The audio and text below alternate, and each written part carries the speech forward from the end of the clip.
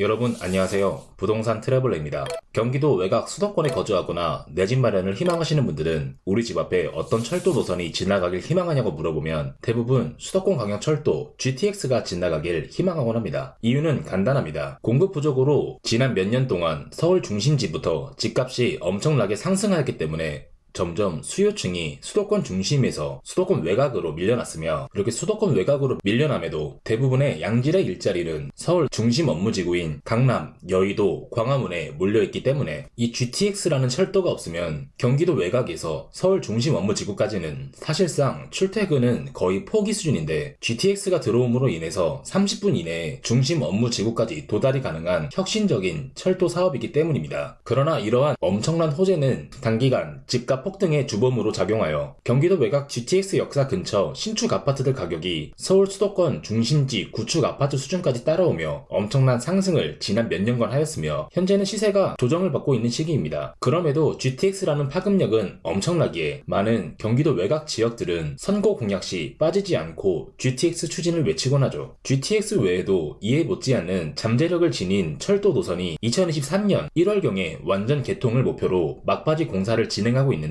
이는 수도권 서쪽을 운행할 예정인 대곡소사선 노선입니다. 대곡소사선은 현재는 반월시화공단의 원시역부터 초지역, 선부역을 지나 쭉 올라가서 시흥시청역을 지나 부천의 소사역까지 현재 운행되고 있는데, 이 서해선을 내년까지 원시역을 기준으로 해서 남쪽인 홍성역과 북쪽까지 연장하여, 원래는 대곡역까지만 계획이 확정되었다가 대곡역에서 일산역까지 연장이 확정되어 운행 예정인 노선으로서 지도가 너무 띄엄띄엄이기 때문에 움직이는 지도로 설명드리면, 충남 홍성부터 출발하여 합덕, 인주, 안중, 향남을 지나 송산역까지가 내년 개통 예정인 서해안 복선 전철, 그리고 이 송산역부터 원시역까지가 신안산선 연장 노선을 서해선이 공유를 하며, 원시부터 소사까지는 대곡소사선 1단계로 이미 개통이 되었고 2단계로 대곡을 지나 일산까지 연장 계획이 내년 1월 개통 예정입니다. 이 대곡소사선 개통의 목적은 쉽게 이해하시기 편하게 설명드리자면, 대부분의 전철 노선이 경기도에서 서울 쪽으로 가로 방향으로 이동하는데, 이 대곡소사선은 수도권 서북부 쪽을 세로 방향으로 왕복하는 노선으로서 가로로 운영하는 노선들을 만나게 해주는 역할을 합니다. 이 대곡소사선은 북에서 남으로 왕복하며 다른 여러 수도권 전철 노선들과 연결을 해준다고 말씀드렸습니다. 그 중에서도 가장 중요한 우리가 알고 가야 할 부분은 단순하게 노선과 노선의 연결이 아닌 가장 파워 강력한 센 정차역들이 속해 있는 곳들과 연결이 되어 그동안 접근할 수 없었던 지역들이 이 센 정차역에 접근이 가능하여 수도권 중심 업무지구로 출퇴근이 가능하게 만들어줄 알짜배기 역할을 수행할 것으로 기대됩니다. 이 센 정차역들이라 함은 바로 GTX 노선들이 들어올 예정인 곳들입니다. 다음 화면의 지도를 보고 말씀드리도록 하겠습니다. 소사역에서 일산역까지 앞으로 연결이 될 예정인데, 여기서 우리가 주목할 역은 바로 대곡역과 김포공항역, 그리고 부천 종합운동장역입니다. 먼저 대곡역 같은 경우는 3호선을 타고 이곳을 지나가면 아직 주변이 횡하고 대부분 농지로 이루어져 있으나, 앞으로 이곳에는 복합환승센터가 들어서며 GTX-A 노선이 정차할 예정입니다. 이 GTX-A 노선은 가장 외곽 지역인 파주 운정과 동탄에서 중심 업무지구인 강남 삼성역까지 앞으로 30분이 채 걸리지 않는 시간까지 도달하게 해줄 엄청난 노선으로서 GTX 노선 중 유일하게 공사가 진행 중이며 2024년 완공을 목표로 하고 있는 노선입니다. 이 대곡역에는 GTX뿐만 아니라 오늘의 주인공인 대곡소사선과 기존의 3호선, 경의중앙선이 지나가며 앞으로 쿼트러플 역세권으로서 복합환승센터도 공사가 진행 중이며, 이곳에는 정비사업으로 수많은 일자리와 주거용지가 앞으로 들어올 계획이기 때문에 이곳은 앞으로 환승센터로서 엄청난 역할을 할 것으로 보여집니다. 다음으로는 김포공항역입니다. 김포공항역은 바로 인접한 곳에 제2의 판교라고 불리는 업무지구인 마곡지구가 인접해 있습니다. LG그룹, 코오로, 넥센타이어 외 수많은 기업들이 입주를 했고 앞으로도 추가적으로 입주할 예정인 이곳은 수도권 서부 지역에서 서울로 출퇴근하려는 수많은 일자리 종사자들이 많이 이동하는 곳이며, 또한 김포공항역에는 9호선이 지나가므로 환승하여 대표 일자리 여의도, 강남까지 접근이 가능한 곳입니다. 강남까지는 김포공항역에서 신논현역까지 53분이 소요되나 여의도까지는 30분이 소요되기 때문에 대곡소사선을 통해 주거지역을 알아볼 실수요자분들은 출퇴근 시간 계산을 잘 하셔서 최소 여의도까지는 아니면 출퇴근이 부담스럽지 않을 곳으로 알아보시는 것도 방법입니다. 다음은 부천 종합운동장역입니다. 이곳은 현재 7호선이 지나가나 여러 정거장을 거쳐가므로 가산 디지털 단지나 구로 디지털 단지가 아닌 이상 강남까지는 너무 많은 시간을 잡아먹곤 합니다. 그러나 이곳에는 센 호재 노선이 두 개가 예정되어 있으니 GTX B 노선과 D 노선입니다. GTX 노선이 한 개가 아닌 무려 두 개나 정차하는 노선이며 B 노선은 강남은 가진 않으나 여의도와 용산, 서울역으로 빠르게 접근이 가능하며 서울역과 용산에서는 신분당선으로 환승해 강남 접근이 향후에 가능하기에 엄청 센 노선에 속합니다. 그러나 이 GTX B 노선과 D 노선은 아직 계획 단계 수준이며 최근에 B 노선은 용산에서 상봉까지 착공 확정 고시가 내려졌으며 2030년까지를 목표로 하고 있기에 이제 슬슬 진행을 하려고 하는 수준에다가 D 노선 같은 경우는 아직 계획 단계 확정 수준이기에 한참 후에나 노선이 완공될 것으로 보여져 GTX A 노선이 들어설 예정인 대공역보다는 당장은 크게 와닿지는 않은 노선이긴 합니다만 완공이 되면 워낙 파급력이 있는 노선입니다. 그리고 앞서 하나 빠뜨렸는데 마지막으로는 안산의 초지역입니다. 이 초지역은 이미 대곡 소사선 1단계 완공으로 열차가 운행 중이며 기존의 4호선과 수인 분당선까지 현재 트리플 역세권인데 이곳은 앞으로 GTX 신분당선 다음으로 파급력 있는 노선인 대표 업무지구인 여의도까지 빠르게 접근이 가능한 2025년 개통 예정인 신안산선이 들어올 예정이며 거기다가 KTX역이 이 초지역사에 들어올 예정으로 향후 5개의 역사가 이곳에서 운영 예정입니다. 이러한 파급력 있는 노선들을 대곡 소사선이 북에서 남으로 왕복하여 이어주기 때문에 이 대곡 소사선이 개통이 되면 앞으로 수혜볼 지역들을 대표 일자리 접근 측면에서 나열해 보았습니다. 첫 번째로 가장 크게 수혜를 볼 지역은 일산입니다. 일산은 수도권의 대표적인 배드타운인 곳입니다. 인구가 100만이 넘어감에도 일자리가 부족하고 대부분의 인구들이 서울로 출퇴근하는 인구들임에도 3호선 경의중앙선에 의존하고 있으며 이 3호선 같은 경우는 강남까지 접근이 가능하지만 직선으로 가는 게 아닌 서울 북쪽 방향으로 둘러서 가는 구조로서 시간이 오래 소요되며 경의중앙선 같은 경우는 배차 시간이 길고 DMC 업무단지와 서울역까지는 어느 정도 접근이 가능하나 이 두 노선만으로는 만족할 수준이 아니기에 일산 주민들의 불만이 상당합니다. 거기다 2024년 개통 예정인 GTX A 노선은 일산 시민들의 교통 불만을 해소해줄 것으로 기대가 되나 킨텍스역을 중심으로 특정 단지들만 도보 15분 이내로 접근이 가능하며 그 외에는 접근이 힘든 사실상 비역세권 수준입니다. 그러나 이 대곡 소사선이 개통을 하게 되면 일산역, 풍산역, 백마역, 능곡뉴타운, 배우수요 아파트들이 이 대곡 소사선을 타고 대곡역까지 와서 GTX A로 환승하면 강남까지 빠르게 접근이 가능하기에 이 대곡 소사선이 생기면 엄청난 수혜를 볼 일산의 대표 아파트들이며 실제로 일산에 임장을 가서 조사를 해봤는데 GTX도 중요하지만 대곡 소사선이 들어오길 희망하는 수요들이 굉장히 많은 것으로 확인이 될 만큼 대곡 소사선은 앞으로 일산시에 엄청난 파급력을 줄 만한 노선이 될 것입니다. 두 번째로 수혜를 볼 지역은 시흥시입니다. 시흥시는 시가지가 모여있지 않고 따로따로 떨어져 있는 구조에다가 대중교통도 불편하여 수도권 중심으로 접근이 그동안 좋지 않아 많은 사람들이 선호하지 않았던 지역이었습니다. 그러나 이 대곡 소사선으로 시가지들이 교통으로 연결이 되며 도시 간의 연결성이 생긴 데다가 신안산선까지 광명을 분기점으로 두 노선으로 나눠져 시흥을 지나갑니다. 이 대곡 소사선의 영향을 받아 시흥시청역은 대곡 소사선 노선, 신안산선, 거기다 월곶 판교선까지 앞으로 트리플 역세권이 될 예정인데 신안산선은 여의도를, 월곶 판교선은 판교까지 접근이 가능한 노선으로 시흥시 다른 곳에서 거주를 하더라도 이 대곡 소사선을 통해 시흥시청역에서 환승하여 여의도, 판교 접근이 가능할 예정이며 또한 이 시흥에서 대곡 소사선을 타고 향후에 부천 종합운동장역까지 가면 GTX B 노선, D 노선을 앞으로 이용이 가능하며 시흥에서 대곡 소사선을 타고 아래쪽에 있는 안산 초지역으로 이동하면 KTX도 이용이 가능하기에 시흥시 지역들이 앞으로 GTX, 월판선, 신안산선, KTX를 이용하게 해줄 도움을 줄 노선이 될 것으로 기대가 됩니다. 다음 수혜 지역은 안산시입니다. 안산은 앞으로 이 초지역이 5개의 역사로 엄청난 교통의 중심지로 변할 예정이라고 말씀드렸습니다. 신안산선 하나만으로도 원시역에서 여의도까지 약 25분, 한양대역에서 여의도까지 36분으로 빠르게 접근이 가능한 파급력 있는 노선입니다. 물론 이 신안산선은 광명에서 노선이 나눠지며 한양대 여의도인 본선은 배차 간격이 짧으나 지선인 원시, 여의도는 배차 간격이 좀 긴 단점이 있으나 출퇴근 시간에는 아무리 길어도 10분 배차 간격이기 때문에 이용하는 데는 큰 부담은 없을 것입니다.